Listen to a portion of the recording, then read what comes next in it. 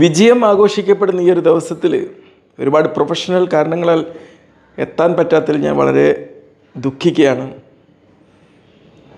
തീർച്ചയായിട്ടും നമ്മുടെ കുട്ടികളൊക്കെ ആദരിക്കപ്പെടുന്ന ഈ ഒരു ദിവസം രക്ഷിതാക്കളായ ഞങ്ങൾക്കും ഒരുപാട് വിലപ്പെട്ടതാണ്.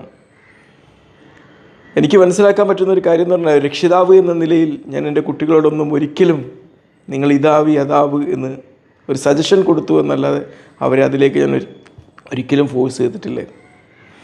നിങ്ങൾ എന്തായാലും അത് നിങ്ങളുടെ ചോയ്സാണ്.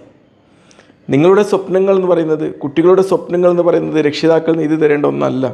മറിച്ച് നിങ്ങളുടെ സ്വപ്നങ്ങൾ കാണണം. സ്വപ്നങ്ങൾ കണ്ടിരിക്കുക എന്നുള്ളതിൽ അർത്ഥമല്ല ഞാനൊരു CA ആവട്ടെ എന്ന് നമ്മൾ കണ്ടിരുന്നുകൊണ്ട് അത് നടക്കൂല. അത് വെറും രാത്രി കാണുന്ന വെറും ദിവാസ്വപ്നം പോലെ ആയിരിക്കും. ഈ സ്വപ്നങ്ങൾ കണ്ടു തുടങ്ങിയാൽ പിന്നെ അതിലേക്ക് പ്രയത്നിച്ച് തുടങ്ങണം.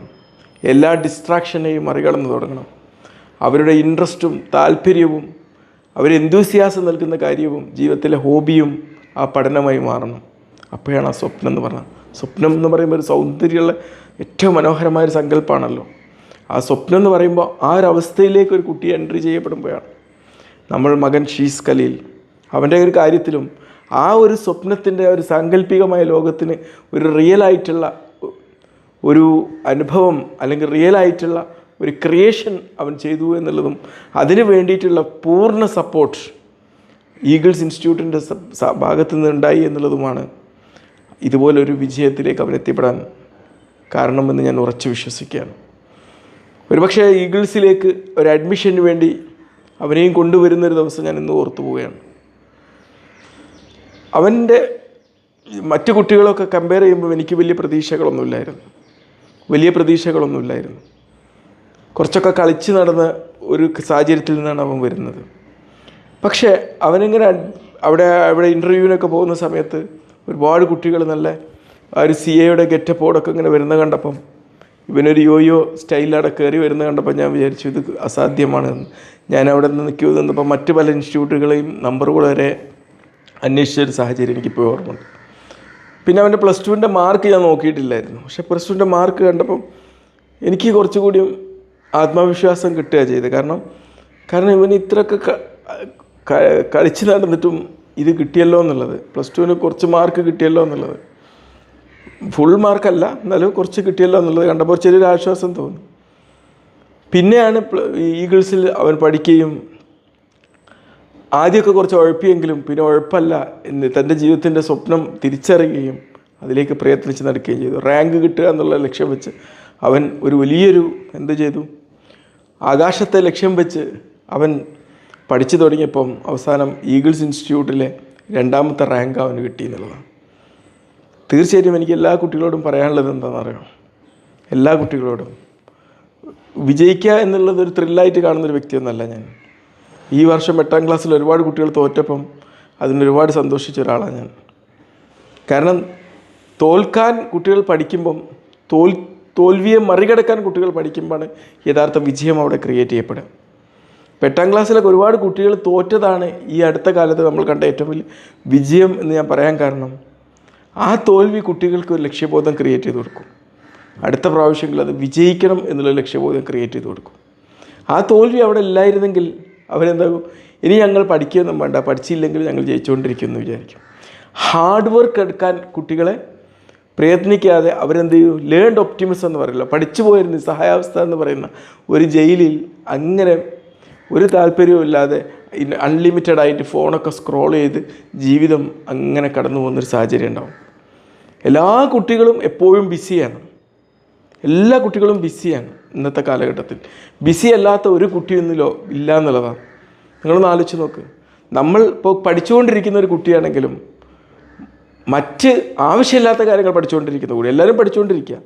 നിങ്ങൾ അൺലിമിറ്റഡ് ആയിട്ട് ഒരു കുട്ടി രാവിലെ തൊട്ട് വൈകുന്നേരം വരെ ഫോൺ നോക്കിക്കൊണ്ടിരിക്കേണ്ട ആ കുട്ടി പഠിച്ചുകൊണ്ടിരിക്കുക.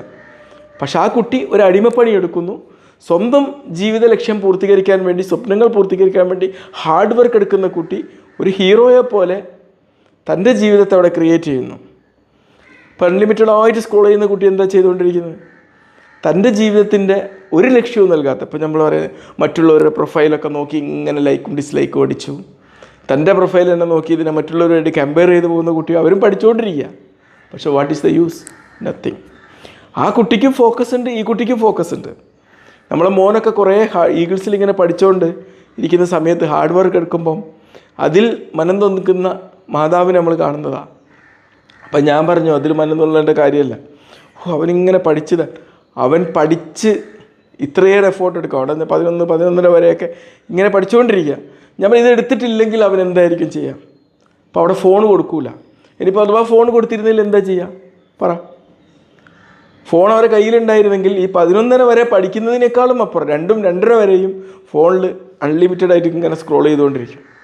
ഒരു സിനിമ കണ്ട് തീർക്കണം വെച്ചാൽ 3 മണിക്കൂറാണ് പോവുക. ആ സമയം കൊണ്ട് ചിലപ്പം ഒരു കുട്ടിയെ സംബന്ധിച്ചിടത്തോളം CAയിലെ ഒരു പേപ്പറിൻ്റെ മേജർ പോർഷൻ പഠിച്ചിട്ട് അവരെ ബ്രെയിനിൽ അവരുടെ ഫ്യൂച്ചർ, ഏറ്റവും മനോഹരമായ ഫ്യൂച്ചർ ക്രിയേറ്റ് ചെയ്യാനുള്ള ഒരു വലിയൊരു സംഭവം അവിടെ ഉണ്ടാക്കിയിട്ടുണ്ടാവും. മനസ്സിലായില്ലേ? അപ്പം നമ്മൾ ഒരിക്കലും എന്ത് ചെയ്യരുത്, നമ്മൾ പഠിച്ചുകൊണ്ടിരിക്കുന്ന കുട്ടികളെ ഇറ്റുങ്ങൾ പഠിച്ച് ക്ഷീണിച്ച് അവശയായി എന്നൊരു വാക്ക് നമ്മൾ പറയരുത്. ആ അവശത പഠിക്കാതെ മറ്റെന്തോ കണ്ടുകൊണ്ടിരിക്കുന്ന കുട്ടികൾക്കും അതേ അവശത ഉണ്ട്. നോക്കൂ, 24 മണിക്കൂർ മൊബൈൽ സ്ക്രോൾ ചെയ്തിരിക്കുന്ന സാഹചര്യമായിരിക്കുന്നു വെക്കേഷനൊക്കെ അടുത്ത സമയത്ത് പല കുട്ടികൾക്കും. വളരെ കുറച്ച് കുട്ടികളെ അവരുടെ സ്വപ്നങ്ങൾ പൂർത്തീകരിക്കാൻ വേണ്ടിയിട്ട് ആ സ്ക്രോളിങ് നടത്തുന്നുണ്ടാവുള്ളൂ, അല്ലെങ്കിൽ പഠിച്ചുകൊണ്ടിരിക്കുന്നുണ്ടാവുള്ളൂ. അതുപോലെ ഒരു കുട്ടിക്ക് ജീവിത ലക്ഷ്യം പൂർത്തീകരിക്കുക എന്നുള്ള സ്വപ്നം എന്ന് പറഞ്ഞ മനോഹരമായ വീട്, അതിനെ ഒരു റിയാലിറ്റിയാക്കി മാറ്റിയെടുക്കാൻ വേണ്ടിയിട്ടുള്ള എല്ലാ പിന്തുണയും ഈ ഒരു അക്കാഡമിയുടെ ഭാഗത്തു നിന്നുണ്ടായത് കൊണ്ടാണ് ഇന്ന് എനിക്കിന്ന് കുറച്ച് പ്രൊസീജിയേഴ്സ് ചെയ്യാൻ പോകുന്നുണ്ട്. കാരണം ഇന്ന് വെക്കേഷനാണ്. അപ്പോൾ ഒരുപാട് കുട്ടികൾക്കൊക്കെ സർക്കംസിഷൻ ചെയ്യേണ്ടി വരും. അപ്പോൾ എന്ത് ചെയ്യും, അതിനു വേണ്ടി പോകാനുണ്ട്. അതിനൊക്കെ ഒരുപാട് കുട്ടികൾ, 7ഓളം കുട്ടികൾ ഇന്ന് ബുക്ക് ചെയ്ത് വെച്ചിട്ടുണ്ട്. കോഴിക്കോട് എത്തുകയും വേണം. അപ്പോൾ അതിന് ഞാൻ പോയിട്ടില്ലെങ്കിൽ അവിടെ ഒരുപാട് കുട്ടികളെ, ആ വീടുകളിലൊക്കെ ഓരോ കുട്ടികൾ സന്തോഷകരമായ മുഹൂർത്തങ്ങളാണ്, ഹാപ്പി മൊമെൻറ്റ്സാണ്. ആ ഒരു ഹാപ്പി മൊമെൻറ്റ്സ് ത്യാഗം ചെയ്തിട്ട് ഞാൻ ലീവ് എടുത്ത് വന്നു കഴിഞ്ഞാൽ എൻ്റെ സന്തോഷത്തിന് ഒരുപാട് കണ്ണുനീരപ്പുറത്ത് കാണേണ്ടി വരും.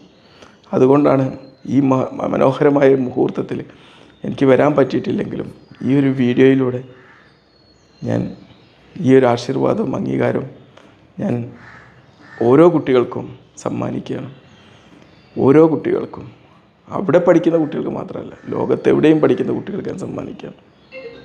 ഓക്കെ, സ്വപ്നങ്ങൾ കാണാം, സ്വപ്നങ്ങൾ കണ്ടിരിക്കാനല്ല, സ്വപ്നങ്ങൾ ഒരു ക്രാഫ്റ്റ് പോലെ മനോഹരമായി ക്രിയേറ്റ് ചെയ്ത് എൻ്റെ റിയാലിറ്റിയാക്കി മാറ്റാം. ഓക്കെ, ഏതായാലും പേഷ്യൻ്റ് വന്നിട്ടുണ്ട്. സിസ്റ്ററെ, പേഷ്യൻ്റ് ഉണ്ടോ? ഓക്കെ, ഞാൻ വരാം.